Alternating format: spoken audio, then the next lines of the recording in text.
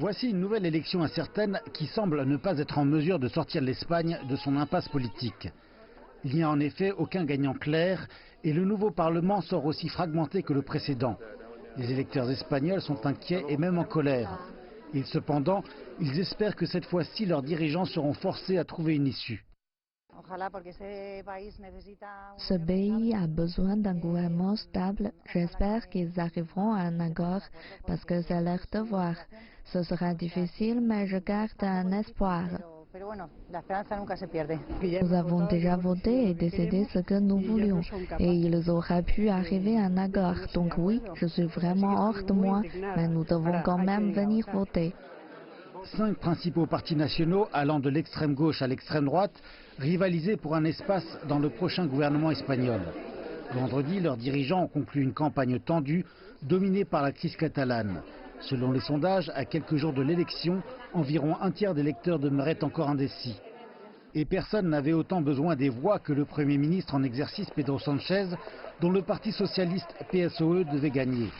Cependant, c'est encore sans s'assurer de majorité au Parlement et même, comme l'indiquent des sondages, avec encore moins de voix qu'en avril.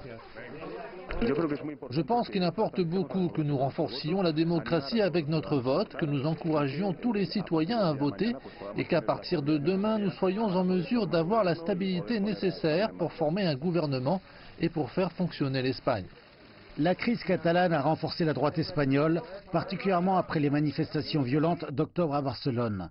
Les partis de droite ont appelé à une position plus ferme envers le séparatisme catalan de la part du gouvernement central.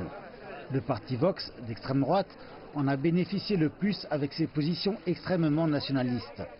Certains s'attendent à ce que Vox double ses sièges jusqu'à en remporter une cinquantaine.